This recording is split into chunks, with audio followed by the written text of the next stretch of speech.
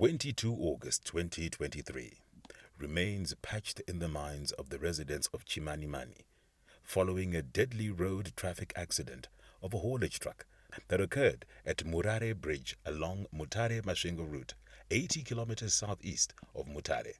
What follows is a contamination of Murare River, massive death of aquatic life, death of livestock and poultry, leaving a community battling the most deadly environmental catastrophe ever recorded in their lifetime.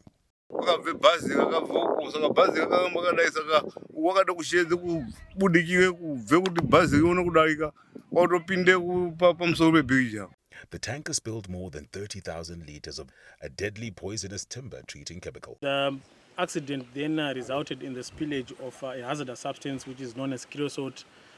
The entire 40,000 liters were spilled into the river. Creosote is a coal tar-based substance which is used for treatment of pores, particularly to protect pores from the effects of termites and other pests. This is the black material that we see that is covering power transmission wooden poles.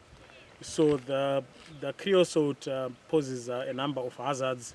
Of particular importance is that it is classified as a category 1, acute toxic to aquatic life, that is in the long term and in the short term. This is in terms of the globally harmonized system on classification and labeling of chemicals. What it means is that if it's a category 1, it means that it is very toxic to aquatic life.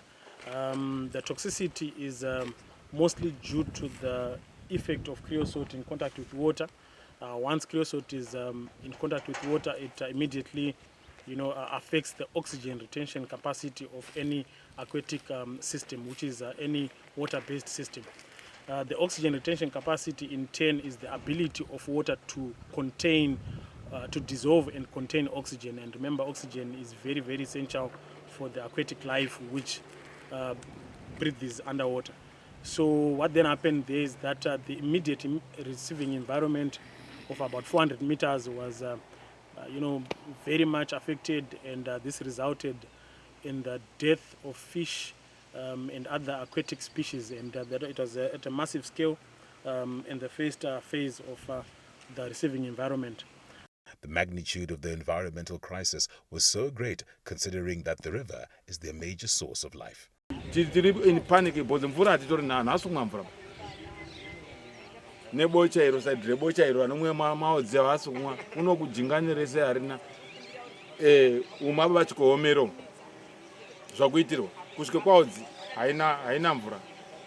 Migodhi yakabviswa ne GDF kuti vanhu vavangaite musikanzwa wakamwa vakatobvisa mahandles saka life yakachinja.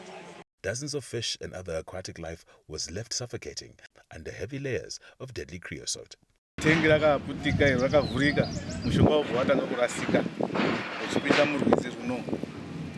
Wakapinda murwizi runo, chinguva chichi pasina maminitsi akawanda, pane vakafamba vachiteere rwizi runo, howe dzakatanga kuita sei kubuda pamusoro pemvura.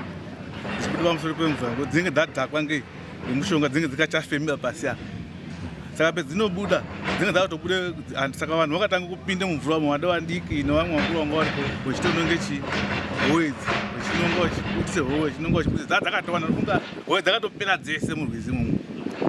Kuteere rwizi rwacho kusvike pakona parinogona kudai painga nehowe dzakawanda dzakapera dzese kufa zvekuti vanhu vakazonga vachitobata howe dzodzo manhero acho.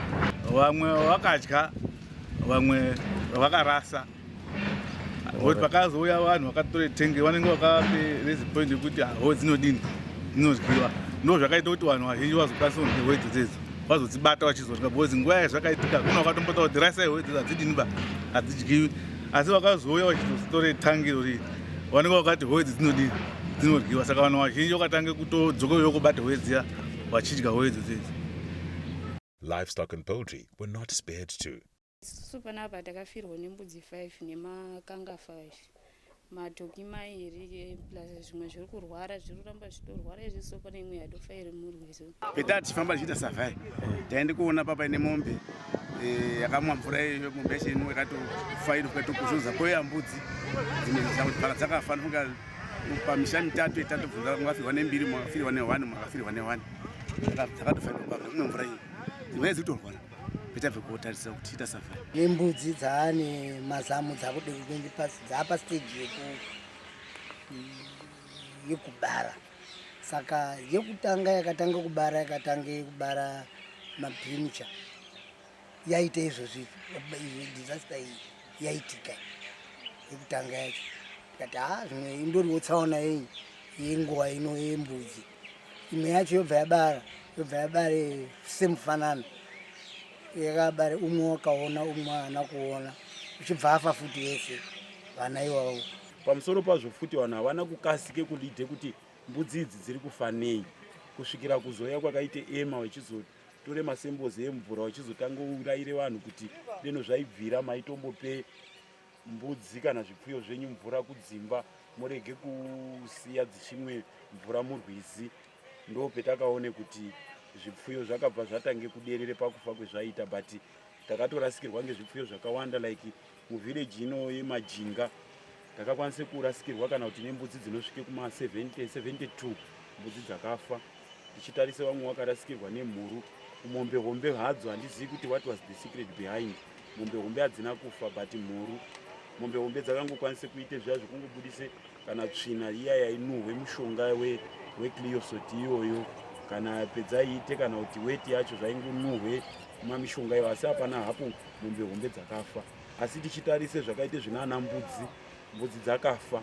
Kufa kwaingoite mbudzi iyo waingoona mbudzi iyoyo yaingoita sekuti yaingome makumbo yaome makumbo yotange kubudise tsvina yaitanga ichabudise tsvina yekudai asi yaizondoguma futi yakubudise mvura dzemushonga uya dzichinuhwe mushonga uya kusvikira mbudzi zhinji dzakapera.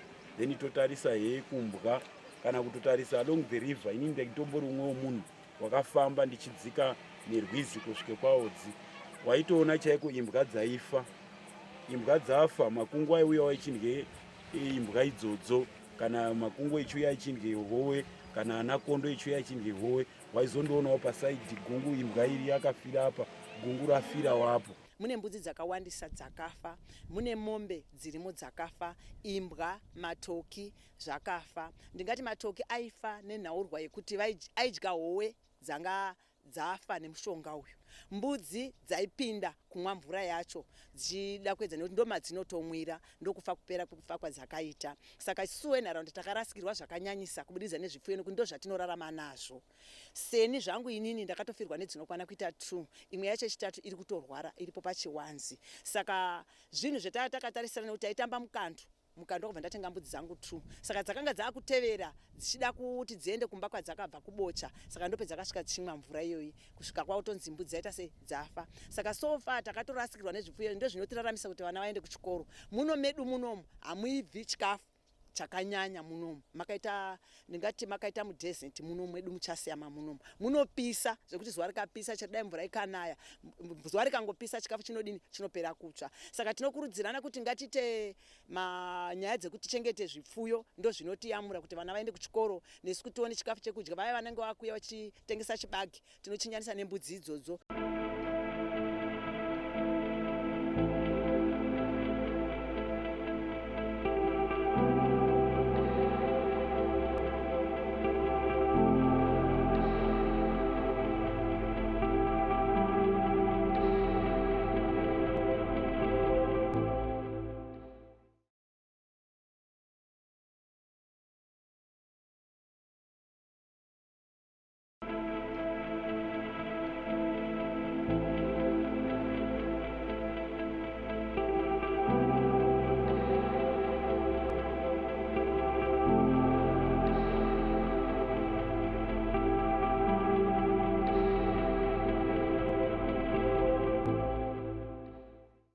The villagers who consumed fish from the polluted water were also affected by the hazardous chemical. Saka vana vakapinda murwizi vachitora fishi. The following day ndo pakapaswa nyaya yekuti vana vasapinda murwizi asi vana vakaramba vachipinda murwizi nekuti vanga vachida fishi. Pakapazoya vanhu veutano vakati vana vese vakapinda murwizi ngavabayirwe. Vana vakabayirwa asi pakazobayirwa vanhu ndofunga pakapera 3-4 days vanhu vakanga kutanga kushishikwa kwanuka mafaces avo aya amwe achiita rashi even mumakumbo maitoratidza kuti vana pane something zvakaitika because vaiti kwamuka makumbo nekumeso. Takatange kuti mwana aite mapundu paakaona fishi dziri kufa murwizi umu. Vana vakatange kumhanyira fishi. Vachidhikidha vachidini vachinangwisa mushonga uyo waitodini waitomwira mumwiri mwavo. Saka kwakutotange kuite mapundu. Vakarara 2 days vaine mapundu iwayo. Umwe mwana wapa next ndakamuona aine mapundu wakatitorei nguva yakati rebei ainawo mapundu iwayo. Zvekuti mwiri wake wakasara utori nemaspoti kubudikidza ngemushonga iwayo.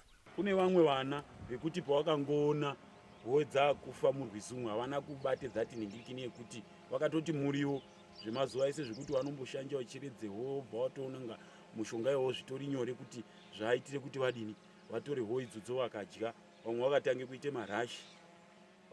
marashi mwiri dzavo, vamwe vakatange kuite zvimapundu madziso, vamwe vakatange kushunya nemadziso. Zvakazoita kuti Ministry of Health payakapindirawo yakazouyawo nenhingirikini nesevhisi yavakauya nayo kuti vabayire vanhu majekiseni vakanga vari kuzwe zvawaizwa kuti nyama dzavo hadzichazi kumire zvakanaka. Uyezve kunyange chipatara chiri padhuze nesu, kunyange vanhu vaizozwawo kurwara pane ambulensi yakanga iri loko yaifamba ichibaya anhu, vakazarurirwa futi mukana wekuti kana mukangozwa anything manyai pachipatara kuti mukwanise kubatsirwa mahara.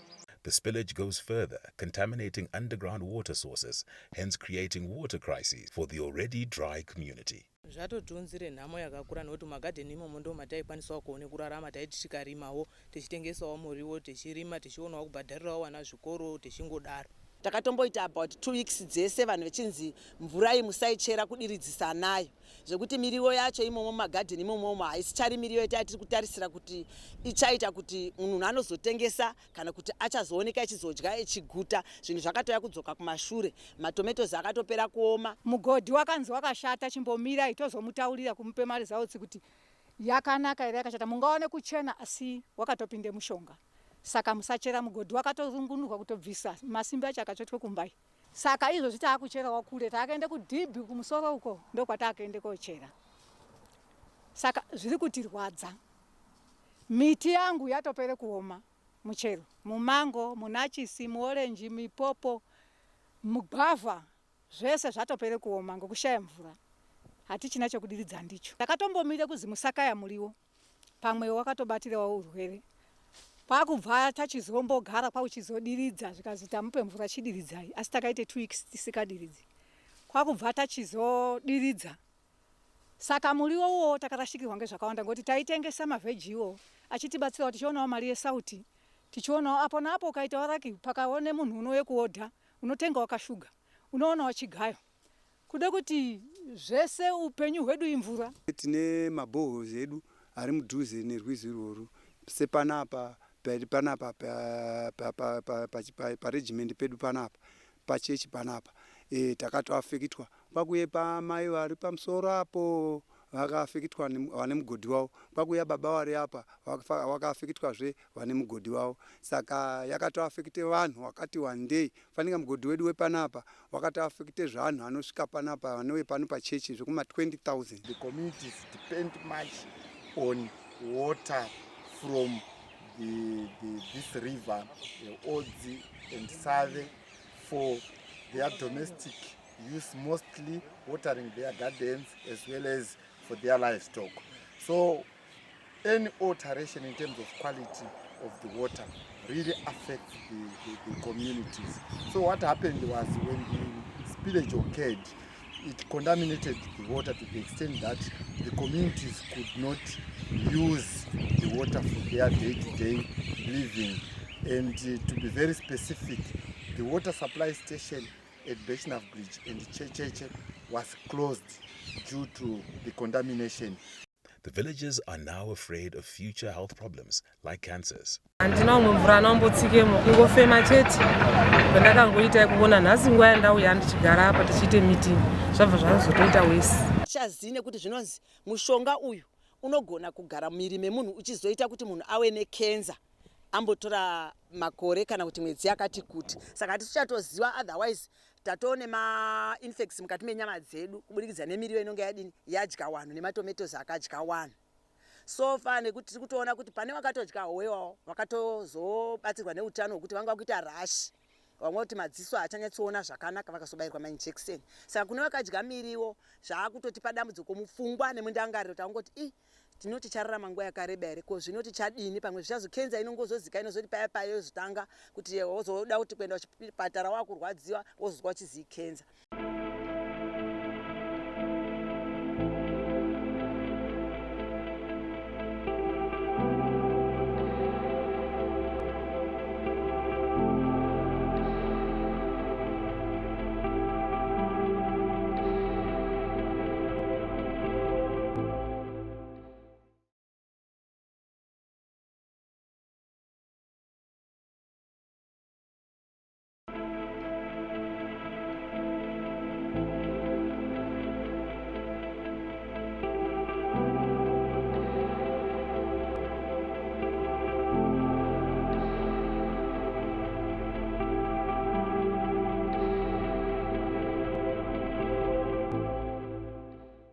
Creosote is one of the most dangerous chemicals, hence its transportation and handling needs to be properly monitored. Statutory Instrument 268 of 2018 stipulates that transporters of hazardous substances are supposed to engage in emergency response companies or ERCs, which are always on standby, so that in the event of a spillage like this one, that emergency response company is swift to come and also mitigate the impacts of that spillage. So what we've seen here is that the transporter was not aligned to any ERC. They did not engage in any ERC, and they also tried to escape the scene. So we urge transporters of hazardous substances to operate within the confines of the law, to ensure that they engage emergency response companies that then come in swiftly in the event of an unfortunate incident like this, and try to mitigate the impacts of the spillage. Upon notification of the disaster, all the responsible government officers were alerted to save life and the environment. As EMA, we came in through coordination from our Civil Protection Department, which coordinate disasters within the province. We were coordinated and we came in and tried to respond to the emergency. So our emergency response was generally into 3 categories, where the first stage was just trying to stop further contamination and alerting communities that there is a disaster, they need to be alert. Then the second stage was the actual cleanup, removing the contaminant from the environment. Then the last stage was now more to do with the post cleanup, more of monitoring of the quality of the environment after the cleanup. The Environmental Management Agency, EMA, that was leading in decontaminating the polluted environs, takes all the necessary steps to ensure that the deadly and poisonous creosote is cleared. The swift response by the government agencies also has assisted to serve further damage to the environment and downstream pollution of rivers such as Odzi and Save. The first thing that we did was to dam the water upstream to try and minimize the transportation of the creosote from the high concentration area to the other areas, particularly into Odzi River and Save River. And after the damming, the second thing that was done was to manage the subsurface flow, which is the water that flows underneath in the riverbed, in the sandy layers, just below the surface of the river itself. So what we then did was to move in and dig a sump, which then served as a holding, a temporary holding pond on the riverbed itself to allow for pumping of the contaminated water. The affected community is pleading with the responsible authorities to assist with compensation of lost wealth. taigona kuti atibatsirewo nezvipfuwo zvedu zvakatsakatika nokuti isusu vamwe tatiri kutotangawo matanga tichitiwo tozodiniwo pamwe tingazogonawo kurisumukirawo nezvipfuwo izvo saka izvoita tosara tisina seni nhangu ndatosara ndisina kana imwe kana dziri mbudzi apasina kana 1 iripo. Urwere hwakatobuda futi ihwohwo umwani. It's a setback. Mbudzi nemombe kwetiri switch is a sign of wealth. ende mukadzi mama akafirwa mukomana uri kukura akaita mbudzi yake pakaita chabuda maschool fees chaiwo aubhadhawa sofa maus ari ndiwo anyanya kudiwa mbudzi ukaitengesa $30 wautobhadhara school fees to a local school izvozvi vamwe vaifirwa ne3-4 vamwe voti 6 countable zviri zvakadzosa zvakanyanya nekuti nanhasi anhu auta sekuti dai zvaibvira taikombanzerwa but compensation yacho haitobati the extent because dzimwe dzaifanga dzichitobereka ipo. The Murare River spillage had left a trail of destruction, a thick cloud of water surface, massive death of aquatic life, and death of livestock. The community was left poorer.